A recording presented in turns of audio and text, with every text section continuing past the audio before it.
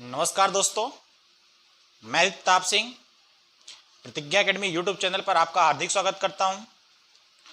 और जैसा कि आप लोग को पता है कि आप लोग इन्वायरमेंट एंड इकोलॉजी का पार्ट 5 कवर करने वाले हैं। इसके पहले मैंने इन्वायरमेंट एंड इकोलॉजी के कुछ पार्टों को मैंने पीछे कवर कर चुका है, जो कि आपके प्लेलिस्ट पर हैं। तो आप चैनल के प्लेलिस्ट में जाके आप लोग इसके पीछे वाले वीडियो को देख सकते हैं, ठीक है ना। तो आज आप लोग नेक्स्ट अब फालतू का समय लेते हुए कंटिन्यू कर रहे हैं। आज आप लोग इन्वायरमेंट एंड इकोलॉजी का जो टॉपिक कवर करने वाले हैं वह टॉपिक है जैव संग्रहण। क्या है? जैव संग्रहण, ठीक है। तो सबसे पहले समझते हैं जैव संग्रहण का तात्पर्य क्या होता है। तो समझिएगा कि जैव और संग्रहण, संग्रहण मतलब होता है एकत्रित करना, जीवों के अंदर एकत्रित करना या एकत्रित होना, ठीक है ना। आप समझिएगा इसमें। तो सबसे पहले समझते हैं इसका डिफिनेशन लिख लेते हैं कि डिफिनेशन इसकी क्या होती है। इसके बाद आप लोग अपने ही भाषा में इजी वे में आप लोग देखते हैं। तो याद रखिएगा, जब रासायनिक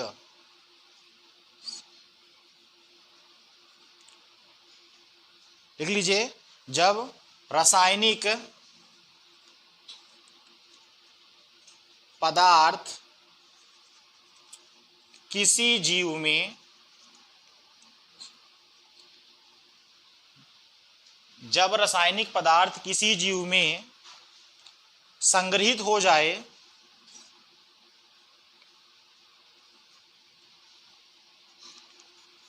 जाए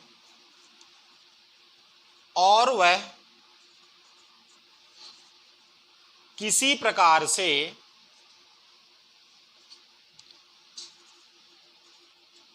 अपघटित ना हो। इसमें से याद रखना है, इसका मीन्स क्या हुआ कि जब कोई रासायनिक एलिमेंट्स, कोई रासायनिक पदार्थ किसी जीव में संग्रहित हो जाए, स्टोरेज हो जाए, और स्टोरेज होने के बाद वो किसी प्रकार से अपघटित ना हो, मतलब कि वह किसी प्रकार से घुल ना सके, किसी प्रकार से टूट ना सके, है ना। इसको आप लोग क्या बोलते हैं? जैव संग्रहण बोलते हैं। क्या बोलते हैं? जैव संग्रहण बोलते हैं, ठीक है ना। लेकिन अब यहां से एक बात आप लोग को याद रखना है कि यह किस प्रकार के रासायनिक पदार्थ हैं जो कि अपघटित नहीं होते, ठीक है ना। तो इसको आपको याद रखना है, ये जो पदार्थ होते हैं अजैव निम्निकारक पदार्थ होते हैं, जो कि किसी प्रकार से अपघटित नहीं होते, ठीक है ना। एग्जाम्पल के तौर पर यदि मानू DDT, BHC, ये जो तत्व होते हैं, ये तत्व अजैव निम्नीकारक होते हैं, है ना। इनका उपयोग यदि आप लोग करेंगे तो ये जीवों के अंदर संग्रहित होता है, असंग्रहित होने के बाद ये किसी भी प्रकार से घुलता नहीं है, टूटता नहीं है। जिस प्रकार से आप लोग इनको उस पर डाले उसी प्रकार से संग्रहित होते हैं, ठीक है ना। इसको आप लोग क्या बोल देते हैं? जैव संग्रहण। क्या बोल देते हैं? जैव संग्रहण। इतना समझ में आप लोग को आया? ठीक है। अब मैं इसका थोड़ा सा आप लोग को, इसका अनुप्रयोग किस प्रकार से होता है, इसको आप लोग और इजी वे में किस प्रकार समझ सकते हैं, इसके बारे में देखते हैं। समझिएगा, ठीक है ना। जैसे मैंने माना ये एक पौधा है। क्या है? ये एक पौधा है, ठीक है ना। इस पौधे में यदि कीट लगते हैं, कीड़े मकोड़े लग जाते हैं, तो इनको दूर करने के लिए आप लोग DDT, एक तत्व होता है जो कि कीटनाशक होता है। कैसा होता है? कीटनाशक, ठीक है ना। तो जो DDT था, इसका कीटनाशक में आप लोग उपयोग करते हैं। तो ये जो DDT है, तो मैंने इसके पहले बताया है कि DDT जो है अजैव निम्नीकारक है। अजैव निम्नीकारक है। अजैव निम्नीकारक का तात्पर्य होता है कि जो किसी प्रकार से घुलता नहीं है, किसी प्रकार से टूटता नहीं है, हूबहू उसी प्रकार से बना होता है। तो आप लोग इस DDT को जब पौधे के अंदर डालते हैं, तो स्वाभाविक रूप से ये DDT मृदा में पड़ेगा, है ना। ये जो DDT है मृदा में पड़ेगा, मृदा के साथ साथ पौधों में ही जाएगा, है ना। और जब ये चला जाएगा तो ये किसी भी प्रकार से घुलता नहीं है, टूटता नहीं है, हूबहू DDT इस पेड़ के अंतर्गत स्टोरेज हो जाता है। इसी को ही आप लोग क्या बोल देते हैं, जैव संग्रहण। क्या बोल देते हैं, जैव संग्रहण बोल देते हैं। ठीक, समझ में आई। चलिए, तो ये था अपना जैव संग्रहण की प्रक्रिया। अब देखिएगा, जैव संग्रहण के कुछ हानिकारक भी क्या कहते हैं, इसके महत्व हो जाते हैं, मतलब बोले जाए तो इसके कारण से ही कुछ हानियां भी होती हैं, है ना। तो इसको आप लोग देखते हैं, इसका नेक्स्ट स्टेप में जो नेक्स्ट मैं टॉपिक को कवर करूंगा उसमें आप लोग को जनरली समझ में आ जाएगा, ठीक है ना। तो आप नेक्स्ट टॉपिक को डाल लीजिएगा अब, जैव अवर्धन। क्या डालना है, नेक्स्ट टॉपिक है जैव अवर्धन। जैव अवर्धन क्या होता है, ये किस प्रकार से काम होता है, इसका पारिस्थितिक और इकोलॉजी के अंदर जो इकोलॉजी के अंदर इसका क्या इफेक्ट होता है, तो समझिएगा। इसकी सबसे पहले आप लोग डिफिनेशन लिख लेते हैं। सबसे पहले आप लोग डिफिनेशन लिख लेते हैं और डिफिनेशन के बाद इसको आप लोग अपनी भाषा में समझेंगे कि ये क्या है, ठीक है ना। तो लिख लीजिएगा, जब अजैव निम्नीकारक पदार्थ एक स्तर से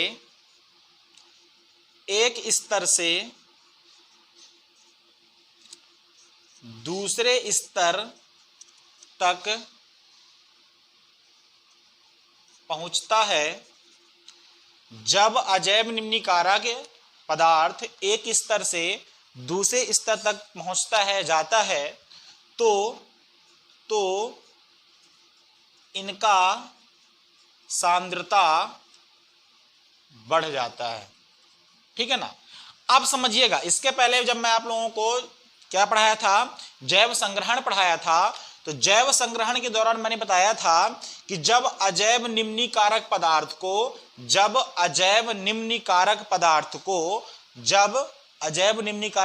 को किसी भी जीव में डालते हैं तो यह संग्रहित हो जाता है और अपघटित नहीं होता है, ठीक है ना। तो स्वाभाविक रूप से जब इस पौधे के अंदर डीडीटी संग्रहित हो गया और अपघटित नहीं हुआ, तो इस पौधे के अंदर डीडीटी पाया जाएगा। अब आपको पता है पौधा एक उत्पाद है, पौधा क्या है, एक उत्पाद है, और उत्पाद को जो भक्षण करने वाला है वह कहलाता है उपभोक्ता। क्या कहलाता है, उपभोक्ता। उपभोक्ता के अंदर आपका हिरण आ सकता है, बकरी आ सकता है, ये सब आ सकता है, ठीक। तो आप देखेंगे कि ये उपभोक्ता इस पौधे को क्या करेगा, इसका भक्षण करेगा, इसको खाएगा, है ना। तो जब इसका ये भक्षण खाएगा तो इस पौधे के साथ साथ ये डीडीटी किसमें पहुंच जाएगा, उपभोक्ता में पहुंच जाएगा। किसमें पहुंच जाएगा, उपभोक्ता में पहुंच जाएगा। तो यहां वही चीज लिखी हुई है, जब कोई अजैव निम्नीकारक पदार्थ है एक स्तर से दूसरे स्तर, एक स्तर ये है ना, मैंने बताया था आप लोगों को कि जो पोषी स्तर होते हैं 4 प्रकार से होते हैं। तो जब एक स्तर से दूसरे स्तर तक पहुंचता है, तो ये जो अजैव निम्नीकारक की सांद्रता है, इसकी जो मात्रा है वो क्या हो जाती है, बढ़ जाती है ना। तो आप देखेंगे कि यदि मान चलिए मैं डीडीटी, अब ये जो उपभोक्ता को मानते हैं आप लोग, यहाँ क्या था, हिरण था, है ना। अब हिरण को खाने वाला कौन होगा, शेर भी हो सकता है, ये चीजें हैं। लेकिन अब मैंने बताया जो सांद्रता की बात, तो सांद्रता की बात क्या होगी, तो सांद्रता की बात ये होगी कि जब एक स्तर से दूसरे स्तर तक अजैव निम्नीकारक बढ़ेंगे तो इनकी सांद्रता लगातार बढ़ती जाती है, मतलब मात्रा इसकी क्या हो जाती है, बढ़ती जाती है। जैसे कि एग्जाम्पल के तौर पर मैं आप लोग को बता दूं, यदि आप लोग इस पौधे के अंदर 1 ग्राम डीडीटी डाले थे, तो इसकी जो नेक्स्ट सांद्रता है, अब इस पौधे को जब हिरण खा लेगा तो इसके अंदर कितनी हो जाएगी, 10 ग्राम डीडीटी हो जाएगी, ठीक है ना। और इसके बाद जब इसको शेर खाएगा तो इसकी सांद्रता आपकी 100 ग्राम डीडीटी हो जाती है। इस प्रकार से लगातार ये जो आपके अजैव निम्नीकारक है, यह जीवों के लिए हानिकारक साबित हो सकता है, क्योंकि डीडीटी एक खतरनाक कीटनाशक है, क्या होते हैं, तत्व होते हैं। इनके कारण से जीवों के शरीर में बहुत बड़ा इफेक्ट पड़ता है, उनकी तंत्रिका तंत्र भंग हो जाती है, जिसके कारण से जीवों की मृत्यु हो जाती है, ठीक है ना। जैसे आप लोग एग्जाम्पल के तौर पर बता दूं, जो गौरैया नामक पक्षी होता था, जो आज के विलुप्ति के कगार पर आ चुका है, लगभग विलुप्त भी होने के कगार में है ना। तो ये डीडीटी इसका प्रमुख कारण है। जो गौरैया होती थी तो ज्यादातर जो क्या कहते हैं पौधों में छोटे मोटे जो कीट पतंगा होते थे उनको खाती थी, है ना। तो होता क्या था कि जब आप लोग पौधे में डीडीटी का उपयोग करते थे, और डीडीटी एक जैव निम्नीकारक पदार्थ होती थी, तो डीडीटी जब पौधे में डाल देते थे तो ये पूरा डीडीटी किसके अंदर होता था, पौधे के अंदर आ जाता था, है ना। और इसको खाने वाले छोटे छोटे कीटे मकोड़े होते थे, और जब इसमें इसकी सांद्रता यदि मान के चलिए 1 ग्राम थी तो कीटे मकोड़ों की कितनी हो जाएगी, 10 ग्राम हो जाएगी। और कीट मकोड़ों खाने वाला कौन होता था, गौरैया होती थी, तो गौरैया की सांद्रता और बढ़ जाएगी, है ना। इस प्रकार से जो पक्षियों का विलोपन हो रहा है, पक्षियों की समाप्ति की जो नस्ल जो उनकी है उनकी जो समाप्ति हो रही है, इन कारणों से एक मुख्य डीडीटी इसका भी आपका भागीदार है। हालांकि अब डीडीटी पर बैन लगा दी गई है, ठीक। चलिए, तो ये आप लोग को समझ में आ गया होगा जैव अवर्धन, ठीक है ना। एक बात बता दूं मैं आप लोग को, जितना भी मैं कवर कर रहा हूं सारी चीजें कॉन्सेप्ट बेस हैं, सारी चीजें कैसी हैं, कॉन्सेप्ट बेस है। और कॉन्सेप्ट के साथ साथ आप लोगों को जो पढ़ने को मिल रहे हैं, तो जितने भी इंपॉर्टेंट फैक्ट हैं उनको भी मैं इंक्लूड किया हूं। मैं बता रहा कि जैसे आपका इन्वायरमेंट एंड इकोलॉजी के सारे टॉपिक क्लियर हो जाएंगे तो मैं एक लास्ट में आप लोग का मिसलेनियस का टॉपिक बनाऊंगा, और उसमें जितनी भी छोटी छोटी चीजें, जितने भी छोटे छोटे फैक्ट हैं उनको मैं पूर्ण रूप से कवर कर दूंगा, ठीक है ना। पूर्ण रूप से क्या कर दूंगा, मैं कवर कर दूंगा, ठीक। तो अब आप लोग कवर करने वाले हैं नेक्स्ट टॉपिक, पारिस्थितिकी और पिरामिड, ठीक है ना। पारिस्थितिकी की पिरामिड, पिरामिड क्या है, इसके बारे में, ये इसका उपयोग आप लोग क्यों करते हैं, इसमें किस प्रकार से क्वेश्चन बनते हैं, इसके बारे में आप लोग कवर करने वाले हैं, ठीक है ना। तो समझिएगा, सबसे पहले तो आपको ये फैक्ट याद रखना है कि पारिस्थितिकी पिरामिड का जो कल्पना जो दी है वह किसने दी है, तो चार्ल्स एल्टन ने 1927 में दिया। कब दिया, चार्ल्स एल्टन ने 1927 में दिया। इसके बाद अब देखना है आपको कि ये क्या कहलाता है। तो याद रखिएगा, किसी पारिस्थितिकी तंत्र में खाद्य श्रृंखला, इस वर्ड को याद रखिएगा, खाद्य श्रृंखला के विभिन्न पोषी स्तर की संख्या क्या है, विभिन्न पोषण स्तर की संख्या, जीव भार और संचित ऊर्जा, ठीक है ना। याद रखिएगा, किसी पारिस्थितिक तंत्र में खाद्य श्रृंखला के विभिन्न पोषी स्तर की संख्या, जीव भार और संचित ऊर्जा का रेखीय चित्र का निरूपण ही पारिस्थितिकी पिरामिड कहलाता है, पारिस्थितिकी पिरामिड कहलाता है। बात समझ में आई ना। तो याद रखना है आपको कि जो आप लोग पिरामिड पढ़ते हैं तो वह किन किन चीजों का पिरामिड आप लोग पढ़ेंगे, तो वह आपका होगा, पहला तो हो जाएगा पोषी स्तरों की संख्या का, दूसरा जो पिरामिड हो जाएगा वह हो जाएगा जीव भार का, और जो तीसरा पिरामिड हो जाएगा वह हो जाएगा संचित ऊर्जा। किसका हो जाएगा, संचित ऊर्जा। तो आप लोगों को तीन चीजों की पिरामिड पढ़नी पड़ती है। पहली पिरामिड पढ़नी पड़ती है पोषी स्तरों की संख्या की, दूसरी पढ़ना पड़ती है जीव भार की, और तीसरा पढ़ना पड़ता है आप लोगों को संचित ऊर्जा का, ठीक है ना। इतनी बात आपको याद रखना है। और यहां से एक फैक्ट आपको और याद रखना है कि पारिस्थितिकी पिरामिड की जो संकल्पना दी है वह किसने दी है, तो वह चार्ल्स एल्टन ने 1927 में दिया गया है, ठीक है ना। चलिएगा, अब मैं एक बात आप लोगों को और बता दूं कि ये जो पिरामिड बनाई जाती है किन किन कारकों के लिए बनाई जाती है। तो सबसे पहले तो आपको ये पता होना चाहिए कि जो आप लोग पिरामिड बनाते हैं वो जैविक कारक के लिए बनाते हैं। मतलब कि जो पारिस्थितिक तंत्र के जैविक कारक है, पारिस्थितिक तंत्र के जो जैविक कारक हैं उनके लिए आप लोग क्या बनाते हैं, पिरामिड बनाते हैं। अब आपको पता है कि जो पारिस्थितिक तंत्र के जैविक कारक हैं वो तीन प्रकार से होते हैं। कितने प्रकार से होते हैं? तीन प्रकार से। पहला होता है उत्पादक, दूसरा होता है उपभोक्ता। क्या होता है? उपभोक्ता। और जो तीसरा होता है वह होता है अपघटनकर्ता, वह होता है अपघटनकर्ता। लेकिन आपको एक बात याद रखना है कि जो पिरामिड बनाया जाता है वह सदैव दो कारकों के लिए बनाया जाता है, उत्पादक और उपभोक्ता।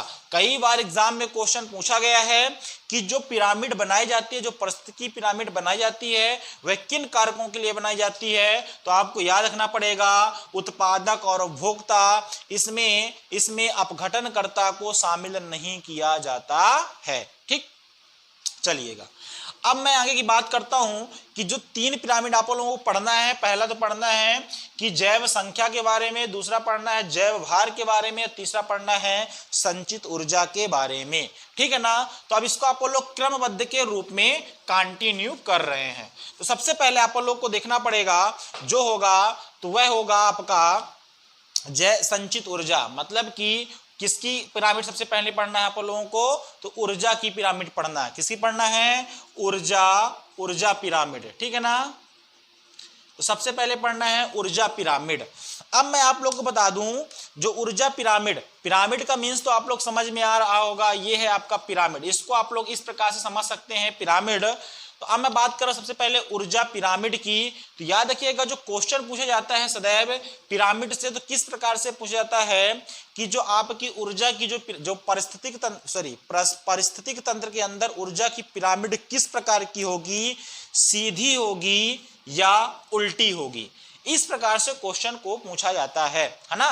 तो आप लोग को पहले सबसे पहले बता दूं कि जो ऊर्जा की पिरामिड होती है, जो ऊर्जा की पिरामिड होती है सदैव सीधी होती है। इस बात को याद रखना है। ऊर्जा की पिरामिड सदैव कैसी होती है? सीधी होती है। इस बात को आप लोग लिख लीजिएगा, रट लीजिएगा। ऊर्जा की पिरामिड सदैव सीधी होती है। लेकिन सीधी क्यों होती है इसका भी आप लोग को समझना पड़ेगा किस प्रकार से। ठीक है ना? ये अपना क्या है? पिरामिड है, सीधा पिरामिड है। अब मैंने बताया कि जो पिरामिड बनाई जाती है सदैव दो कारकों के लिए बनाई जाती है, उत्पादक और दूसरा उपभोक्ता। अब आप यहां से ये समझिएगा कि उत्पादक में एनर्जी अधिक होती है या कम होती है? तो उत्पादक में एनर्जी कैसी होती है? अधिक होती है। मैंने आप लोग को 10% का नियम बताया था कि जैसे जैसे आगे की ओर ऊर्जा बढ़ती जाएगी तो इसमें 10% का क्या होता है, मतलब 10% ही आगे जाता है। अर्थात जो उत्पादक है और उपभोक्ता है दोनों में यदि अपन कंपैरिजन करेंगे तो उत्पादक में एनर्जी ज्यादा होती है, उपभोक्ता में एनर्जी कम होती है। तो यहां समझिएगा कि आप इसमें यदि पहला खंड की बात करते हैं तो पहले यदि पोषक स्तर की बात करूंगा मैं, तो पहला जो पोषक स्तर होगा वो उत्पाद का होगा। किसका होगा? उत्पाद का होगा। उत्पाद में एनर्जी ज्यादा होगी, आपको एनर्जी ज्यादा मिलेगी। इसके बाद द्वितीय स्तर मिलेगा, तृतीय स्तर मिलेगा और चतुर्थ। जैसे जैसे अपन ऊपर की ओर जाते जाएंगे पोषक स्तर बढ़ता जाएगा तो एनर्जी क्या होती जाएगी? कम होती जाएगी। ठीक है ना? इस कारण से आप लोग मानते हैं ऊर्जा पिरामिड सदैव कैसा होता है? सीधा होता है। कैसा होता है? सीधा। इस बात को आपको याद रखना पड़ेगा। ठीक, दूसरी जो ऊर्जा की दूसरी जो आप लोग पिरामिड पढ़ते हैं इसको आप लोग बोलेंगे संख्या पिरामिड। किसकी बनेंगे? संख्या पिरामिड। तो अब समझना है कि संख्या पिरामिड सीधी होगी या उल्टी होगी। तो आपको याद रखना है कि संख्या पिरामिड जो होती है कुछ परिस्थिति में सीधी होती है और कुछ में उल्टी होती है। ठीक है ना? कैसे? जैसे मैं बोलूंगा वन और जल की बात करूंगा मैं, वन मतलब कि जंगल की बात करूंगा, जल मतलब जैसे समुद्र हो गया, झील हो गया, है ना? इन प्रकार के पारिस्थितिक तंत्र में जैसे मैं बात करूंगा जल के पारिस्थितिक तंत्र में हमेशा पिरामिड कैसा होगा? इसकी जो संख्या की पिरामिड कैसी होगी? सीधी होगी, है ना? याद रखिएगा कि पारिस्थितिक तंत्र में जो संख्या पिरामिड होती है वह वन पारिस्थितिक तंत्र में और जल पारिस्थितिक तंत्र में सदैव सीधी होगी। कैसे? आप देखेंगे समुद्री जल के अंदर सूक्ष्म उत्पाद बहुत होते हैं। मैंने आप लोग को बताया था उत्पाद के अंदर शैवाल आता है, नीलित शैवाल आता है, पेड़ पौधे आते हैं, है ना। तो इसमें जो प्रथम स्तर के जो संख्या होगी वो अधिक होगी। इसके अपेक्षा यदि आप बड़े जीवों की बात करेंगे यहाँ वो बहुत ही कम होंगे। तो इसलिए याद रखना है कि वन और जल में, इसको आप लोग रट लीजिए, वन और जल में जो पिरामिड होगा, संख्या पिरामिड होगा, वह सीधा होगा, ठीक है ना। लेकिन यदि यहां से पूछूंगा बरगद के पेड़ में जो पिरामिड होगा वो कैसा होगा? उल्टा होगा। कैसा होगा? उल्टा होगा। इस बात को आपको याद रखना है। संख्या पिरामिड की मैं बात करूंगा तो वन और जल में सदैव सीधा होगा और बरगद के पेड़ में सदैव कैसा होगा? उल्टा होगा। ठीक। अब आप लोग नेक्स्ट बात कर रहे हैं जो तीसरी पिरामिड होती है वो होती है जैव भार की। तीसरी पिरामिड किसकी होती है? जैव भार की। तो नेक्स्ट डाल लीजिएगा जैव भार। क्या डालना है अपन को? जैव भार। ओके, लिख लीजिएगा। तो अब जैव भार की मैं बात करूंगा तो जैव भार याद रखिएगा, जो जैव भार होता है वह आपका बरगद का, ठीक है ना। दूसरा जली मतलब कि समुद्र है, झील है, तालाब है, इन प्रकार से, है ना। तो बरगद और जली जो आपका होगा तो कैसा होता है? उल्टा होता है। कैसा होता है? उल्टा। और अब याद रखना है वन में, कहां? वन में और घास के मैदान में जो परिस्थिति में यदि बात करेंगे तो इसमें कैसा होगा? सीधा होगा। इस चीज को आपको नोट कर लेना है और याद रखना है। ठीक। तो ये यहां से इस प्रकार से क्वेश्चन बनते हैं आपके, किससे? आपका पिरामिड से। तो ये कुछ इंपॉर्टेंट चीजें थी पिरामिड की जिसको आप लोगों को क्या करना है? याद रखना है। ठीक है ना। चलिएगा, अब मैं नेक्स्ट बात कर रहा हूं, पढ़ने वाले हैं पारिस्थितिक तंत्र में मिलने वाले संबंध। ठीक है ना। तो आप लोग इसके बारे में आप लोग क्या पढ़ने वाले हैं? सबसे पहले समझिएगा, आप लोग पढ़ेंगे कि पारिस्थितिक तंत्र में जो संबंध होते हैं, है ना, एक दूसरे से। मैंने बताया था आप लोगों को कि जो पारिस्थितिक तंत्र होता है इसमें एक जीव दूसरे जीव पर क्या होता है? निर्भर होता है। क्या होता है? निर्भर होता है। तो आप लोग इन्हीं जो जीव हैं तो इनमें स्वाभाविक रूप से कुछ जो होंगे संबंध होंगे सकारात्मक होंगे, कुछ होंगे नकारात्मक होंगे। तो इस प्रकार से आप लोग आज पढ़ने वाले हैं पारिस्थितिक तंत्र में मिलने वाले संबंध। तो इस टॉपिक को थोड़ा सा देख लीजिएगा, कवर करिएगा, ठीक है ना। चलिएगा, तो सबसे पहले मैं आप लोग को बता दूं कि जो पारिस्थितिक तंत्र में मिलने वाले जो संबंध होते हैं वो आपका सकारात्मक भी होता है और दूसरा नकारात्मक भी होता है। ठीक है ना। सकारात्मक भी होगा और नकारात्मक भी होगा। मतलब कि जो जीवों का संबंध है, कुछ जीव तो ऐसे होंगे कि जो सकारात्मक पक्ष की होंगे और कुछ जीव ऐसे होंगे जो नकारात्मक पक्ष के होंगे। तो सबसे पहले आप लोग देखते हैं सकारात्मक में कौन कौन से आएंगे। तो याद रखिएगा, सकारात्मक के अंतर्गत आता है, पहला होगा सहजीवी। क्या होगा? सहजीवी। और दूसरा जो होता है वह होता है सहभोजी। क्या होता है? सहभोजी। ठीक। अब मैं दूसरी बात करता हूं, नकारात्मक के अंतर्गत क्या आता है। तो नकारात्मक के अंतर्गत आता है पहला नंबर परजीवी। क्या आता है? परजीवी। और दूसरा आता है प्रतिस्पर्धा। क्या आता है? प्रतिस्पर्धा। ठीक है ना। अब मैं नेक्स्ट बात करूंगा, इसमें आ जाएगा तीसरा लिख लीजिएगा, तीसरा असहजीवी, असहभोजी। ठीक है ना। तो ये संबंध होते हैं, सहजीवी संबंध होता है। किस प्रकार से होता है मैं डिटेल से आप लोगों को बताऊंगा। तो याद रखना है जो पारिस्थितिक तंत्र में जो जीवों के मध्य संबंध होता है वह दो प्रकार से होता है। कुछ संबंध तो सकारात्मक होते हैं, कुछ संबंध नकारात्मक होते हैं। वह संबंध किस प्रकार से? जैसे आप सकारात्मक संबंधों को देखेंगे तो एक संबंध होता है सहजीवी का, दूसरा संबंध होता है सहभोजी का।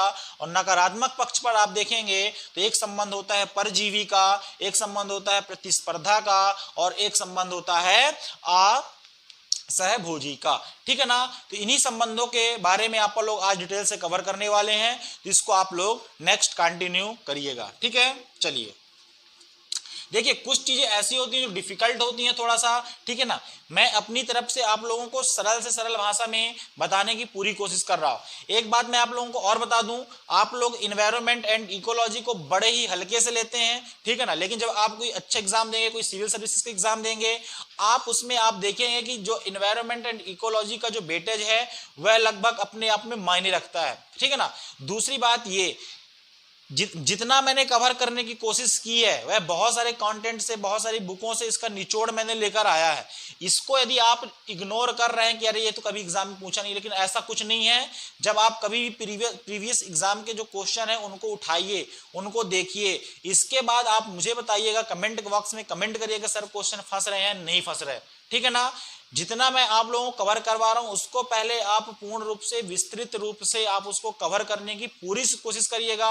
यकीन करिए जब आपका पूरा सिलेबस एक बार एनवायरनमेंट एंड इकोलॉजी का हो जाए, इसके बाद आप प्रैक्टिस सेट लगाइए। यदि उनमें से एनवायरनमेंट एंड इकोलॉजी का क्वेश्चन नहीं बन रहा तो फिर आप हमें कमेंट बॉक्स में कमेंट करके बता सकते हैं कि सर ये क्वेश्चन ऐसा डाउटेड है, ये फिर ऐसा कुछ है, ठीक है ना। तो इसको बिल्कुल भी हल्के से मत लीजिए, इसको कंटिन्यू आप लोग करते रहिए, ठीक है।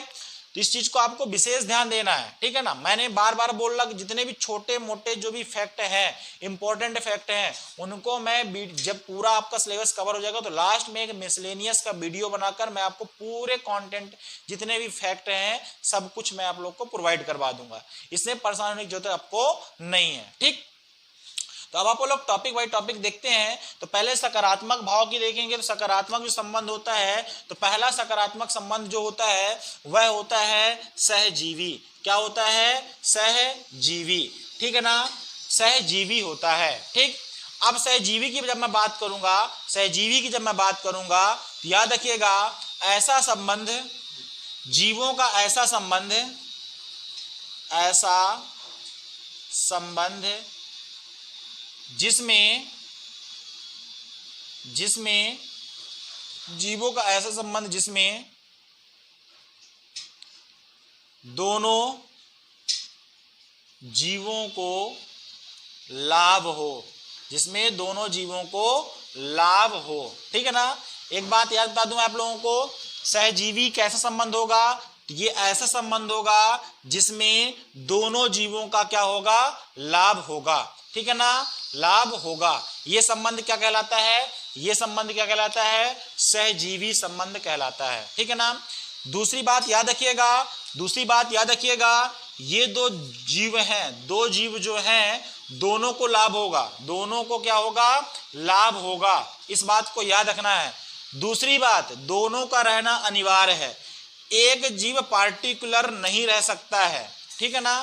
तो इसकी दो कुछ शर्तें हैं, तो इसको समझना है। दोनों में क्या हो जाएगा? लाभ होगा दोनों को, और कोई भी एक पार्टिकुलर जीव नहीं रह सकता, दोनों को रहना अनिवार्य ही है, ठीक है ना।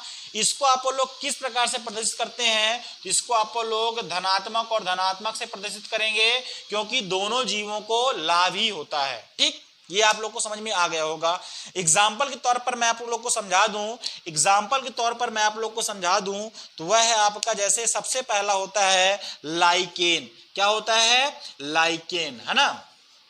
तो लाइकेन क्या है? तो आप लोगों ने जर्नली पढ़ा होगा कि लाइकेन एक सहजीवी है। लाइकेन एक क्या है? सहजीवी है। तो ये किन दो का सहजीवी है? तो यह आपका है कवक और शैवाल का। किसका है? कवक और शैवाल, दो जीवों के सहजीवी से क्या मिलकर बनता है?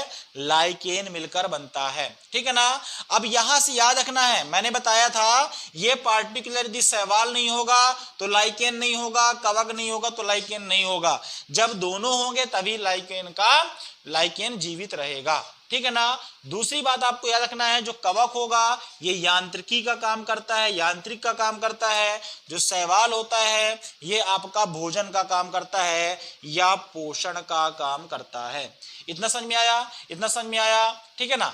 दोनों को लाभ है इसमें, क्योंकि अपनी अपनी जगह पर ये काम कर रहे हैं, किसी को कोई भी हानि नहीं है, ठीक।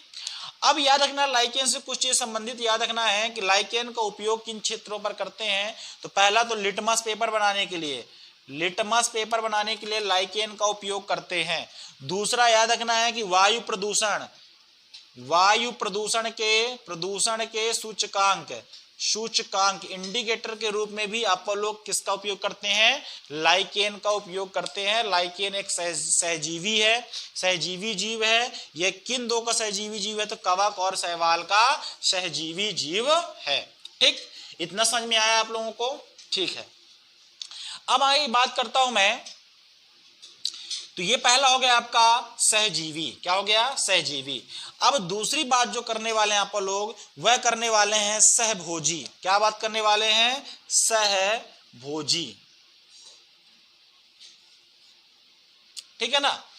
अब इसमें याद रखना है, जो सहजीवी में जो जीव होते हैं तो दो जीव होंगे, स्वाभाविक रूप से दो जीव होंगे।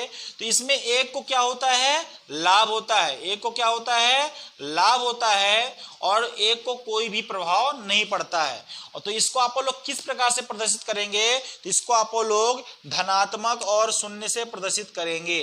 धनात्मक और शून्य से। क्यों? क्योंकि एक को तो लाभ होता है और एक में कोई भी प्रभाव नहीं पड़ता है, ना ही हानि का प्रभाव पड़ता है, ना ही लाभ का प्रभाव पड़ता है। तो इसको आप लोग इस प्रकार से प्रदर्शित करेंगे, एक धनात्मक का और दूसरा किसका? शून्य का। ठीक है ना? ऐसे जीवों को आप लोग क्या बोल देते हैं? सहभोजी जीव बोल देते हैं। एग्जाम्पल के तौर पर यदि आप लोग को बताऊं, एग्जाम्पल के तौर पर तो ई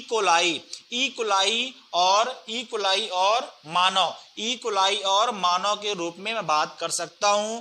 दूसरी मैं बात कर दूं आप लोगों से तो वह हो सकता है समुद्री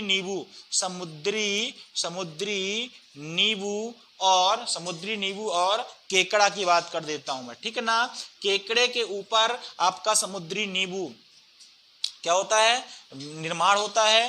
केकड़े के ऊपर, जैसे एक केकड़ा है आपका, इसके ऊपर समुद्री नींबू का निर्माण होता है। ठीक है ना? तो इसको तो कोई प्रभाव नहीं पड़ता है, केकड़े कोई प्रभाव नहीं पड़ता है, लेकिन समुद्री नींबू को प्रभाव पड़ेगा। उसको क्या होगा? लाभ होगा। उसे जन्म लेने के लिए, निर्माण के लिए एक आधार की प्राप्ति हो जाती है। ठीक है ना? इतना समझ में आया आप लोगों को? चलिए अब नेक्स्ट कंटिन्यू देखते हैं नकारात्मक की ओर। ये तो थे दो सकारात्मक, एक सहजीवी था, दूसरा सहभोजी था। अब मैं बात करता हूं तो नकारात्मक की ओर बात कर रहा। ठीक है ना? तो नकारात्मक में देखिएगा तो नकारात्मक का जो पहला है वह है परजीवी। क्या है? परजीवी। ठीक है ना? चलिए, तो परजीवी संबंध किस प्रकार से होता है? पारिस्थितिक तंत्र के अंदर परजीवी का संबंध किस प्रकार से होता है? तो आप लोगों को तो पहले पता होगा, आप लोग कई बार पढ़ चुके हैं कि परजीवी क्या कहलाता है।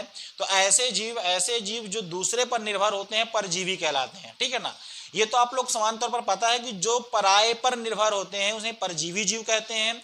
लेकिन इनका संबंध किस प्रकार से होता है? तो याद रखिएगा, इनका जो संबंध होता है तो इन जीवों में एक को क्या होती है? हानि। एक को हानि होगी और दूसरे को क्या होगा? लाभ होगा। दूसरे को क्या होगा? लाभ। मतलब एक को क्या होता है? आपका लाभ हो जाता है और दूसरे को हानि हो जाती है। एक को लाभ होता है, दूसरे को हानि होती है। तो याद रखिएगा, आप लोग परजीवी का संबंध किस प्रकार से बताते हैं? तो परजीवी का संबंध आप लोग धनात्मक और ऋणात्मक से बताते हैं। ठीक है ना? समझ में आया कि परजीवी में क्या संबंध होता है? तो ऐसे जीव जो दूसरे जीव पर डिपेंडेंट होते हैं, दूसरे जीव पर निर्भर होते हैं, उन्हें बोलते हैं परजीवी जीव।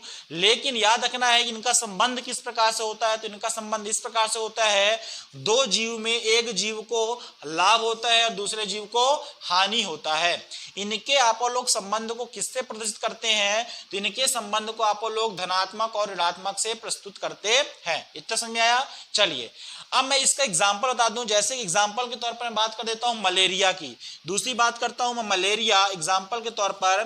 तो आपको पता है मलेरिया का जो वाहक होता है, जो इसका मेन आपका जो कारक होता है वह होता है प्लाज्मोडियम। क्या होता है?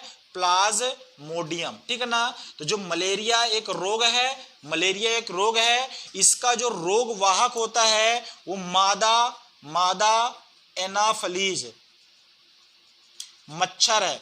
मादा एनाफिलीज मच्छर है जो रात्रि के समय क्या होता है? सक्रिय होता है। ये क्या है? वाहक है। लेकिन इसका जो कारक है वह क्या है? प्लाज्मोडियम। क्या है, प्लाज्मोडियम। और जो आपका प्लाज्मोडियम एक परजीवी जीव है, क्या है, परजीवी जीव है। ये जाकर मानव में क्या जाता है, मानव में जाता है और अपने जीवन चक्र को पूर्ण करता है। मानव के शरीर के अंदर अपने जीवन को पूर्ण चक्र करता है। तो आपने देखा कि प्लाज्मोडियम एक परजीवी है जो कि मानव के जीवन में क्या अपना चक्र को पूर्ण करता है।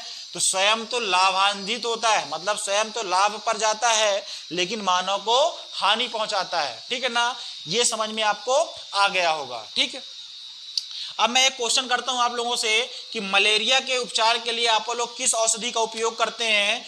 मलेरिया के उपचार के लिए आप लोग किस औषधि का उपयोग करते हैं। दूसरा मलेरिया डे कब मनाया जाता है, मलेरिया दिवस कब मनाया जाता है। ये दो क्वेश्चन है, इसका आंसर आप लोग कमेंट बॉक्स में जरूर दीजिएगा। ठीक है ना, चलिए अब मैं तीसरी बात कर रहा प्रतिस्पर्धा की। किसकी बात कर रहा मैं, प्रतिस्पर्धा।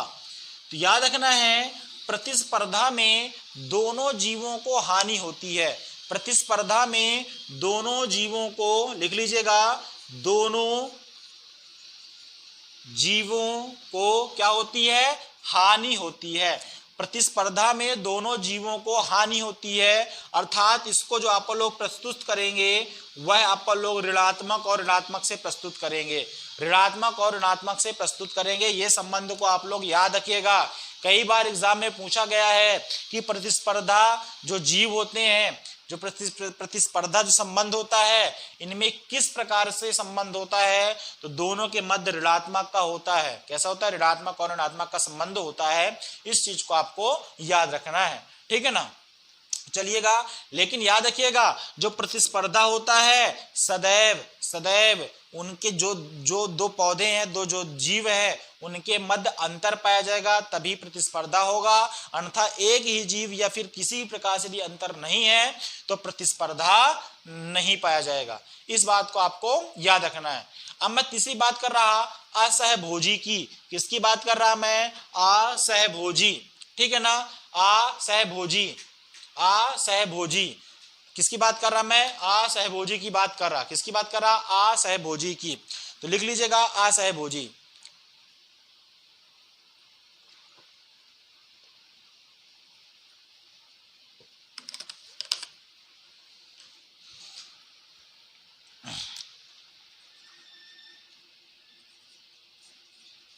ठीक है ना, तो असहभोजी में याद रखना है, जो असहभोजी होते हैं, एक होता है ऋणात्मक और दूसरा होता है शून्य। मतलब कि एक को हानि होती है और दूसरे को कोई भी प्रभाव नहीं पड़ता है। एग्जाम्पल के तौर में बात करता हूं मैं प्रतिजैविक पदार्थ।